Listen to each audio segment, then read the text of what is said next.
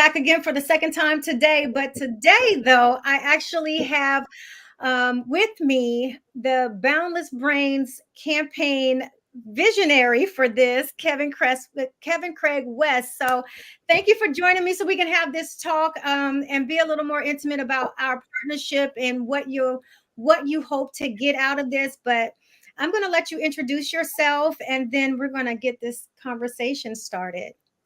Alrighty. Hello, everyone, and thank you, Dr. Pamela Gurley, for having me on. My name is Kevin Craig West. I'm an actor and a filmmaker. I'm a creative, is what I am. I truly hate all of the other labels.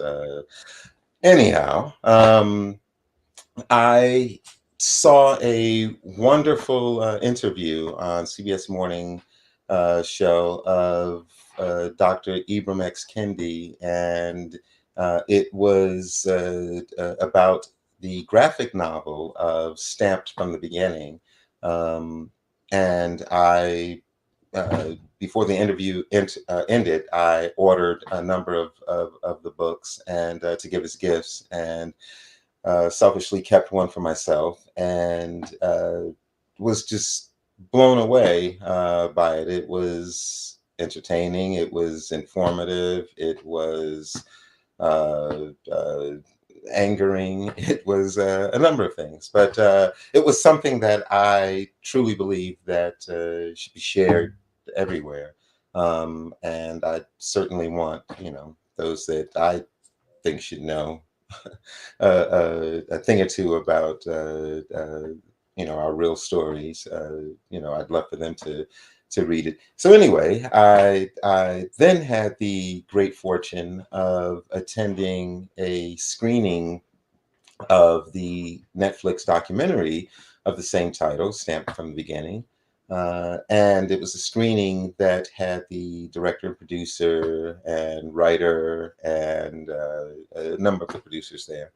And and at that screening, I thought, my God, like I've got to be able to do something to get the word out about this, but not just this, but books in general, specifically banned books. I don't think that if we have the freedom of speech, then why are we banning the written word of it? It's like, anyway, to not get on soapboxes, but I just wanted to share as much as I can, some of the knowledge that I've attained, and yeah, what better way to get it out there than books? So I mentioned to my dear friend Eric Vollweiler, hey, I'd like to get some books out there. He reached out to a number of people, including the very helpful and super talented and full of ideas. And thank you so much, Dr. Pamela Gurley here. And yeah, here we are trying to get books all around the country. I thought, I'd love for this to continue on, but I thought, since Black History Month is coming up, it would be quite cool to, every day of the month, and it's an extended month this year because of leap year, to give books to a community center or school over the whole month throughout the country. So we are trying to get, uh, if you have a community center or school, or if you work with a group of kids that you would love to be the benefactor of this, please um, join us. And we'd love to get some authors in there to come in and talk about the books. Actors, I'm willing to get to wherever I can within reason, obviously, schedule wise, and come in and read excerpts from books and do whatever to get the word out and get books out. Yeah, so I love the title Boundless Brains. what made you think of that? You of course the documentary was named something different, but you chose Boundless Brains as the campaign name. And so what made you come up with that? I I'm always looking for ways to be to use alliteration, and so Boundless Brains Built by Books was a great way to initially I was trying to incorporate black into it, and then I thought, well, it didn't have to be specific to black kids. But then I thought to include BIPOC, but then I thought, well, I'm reaching with my alliteration to, but that's where it stemmed from. So yeah, but Boundless Brains, I love that in itself, in that yeah, boundless, brains, it's like I think that that is the limitation. The differences, sadly, in the classes. It's about what knowledge we're offered, and the knowledge we attain, and what we do with that knowledge. Yeah. So, and I was sharing earlier, I was on a live with Eric, and I had shared that one of the things that made me want to jump on this is that one, I am a huge literacy advocate, and Mhm. I believe that there's not enough recognition for, especially Black authors, but the BIPOC community as a whole. And I do know that February, that's when you find the most books from Mhm. Black authors, because that's what hits mainstream stores. But indie authors that have cultivated extremely rich stories for BIPOC children, a lot of them don't get their books in their hands because they're either accessible but not available, or available and not accessible. Mm. So when Eric, by the way, let me shout out Tammy Reese, who got my name from Tammy. And he said, she told him, well, I think I have somebody for you. And so when Eric gave me a call and we sat down, I immediately said yes. And, of course, I've been putting a lot of work into it, Yes, making you sure have. Thank you. everything happens the way that it needs to come together for, as a collective with you, Eric, and I, or the nonprofit. So Mhm. just standing up my nonprofit, I think that this is one of the most dynamic things outside of my kids red carpet that I host. And I just started a evening with authors as well. So this segue is not something that I normally do, where I raise not raise money, but I tried to do a book drive. Mhm. But this time I really was like, this is really great, because people who don't usually get an opportunity to have their books in the hands of kids, and then get an opportunity to tell their stories by way of talking with me, it's going to, in one, give a different level of reach, um, Mhm. and then two, the opportunity for them to go to these schools to meet these kids, or to meet these organizations, to see the impact that their books are going to make. And so Absolutely. that's why I decided, was, instantly, that I wanted to be a part of it. So I do thank you, for allowing me to hop on board with you and Eric to bring your vision to life. I thank you. And let me tell you, like, just how ordained this is, I'll say. I was at this store the other day, and this cool thrift store that I love the whole concept of.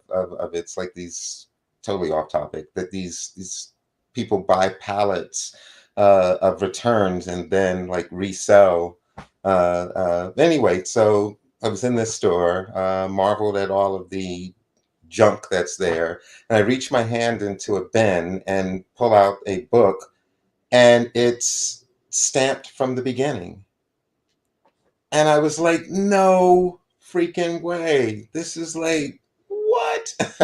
So, yeah, I truly believe that it's something that, is supposed to happen. And don't think that it was necessarily through me. I think that I'm just a conduit, and that, it Mhm. was just right timing or whatever for me to realize, okay, well, this is your calling now to, help educate others, or, to help. give brighter futures to others.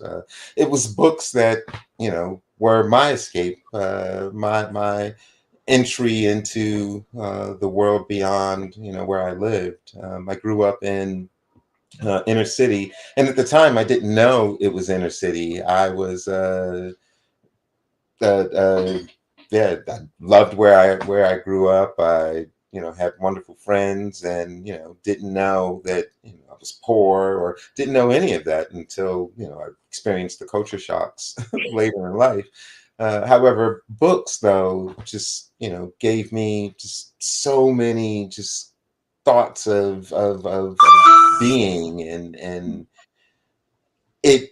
I, I must admit, I didn't particularly care to read when I was younger. It was sort of forced on me, in that my mom was a librarian at a community center, Arbor Hill Community Center, and coming home from school, my sister and I would have to go to the library and wait until she got off work for us to all go home together. So I was kind of forced to sit and read books. But fortunately, it was a community center, and they had all kinds of other things that were available as well. But the library was my base there. So Yeah, yeah. you said that you're hoping that this is not the only thing, that this is just like, okay, let's do this and not do anything else. What impact are you hoping that this Boundless Brains campaign kind of after February 29th, what are you hoping to for it to happen or evolve into? Hopefully, these schools, those that are the recipients of it, can be great for us to track to see if the kids have any responses to the books that they receive. But hopefully, it inspires at least one person to just want to do more, to see beyond, or be inspired to help others, to just grow up to be good people. Yeah.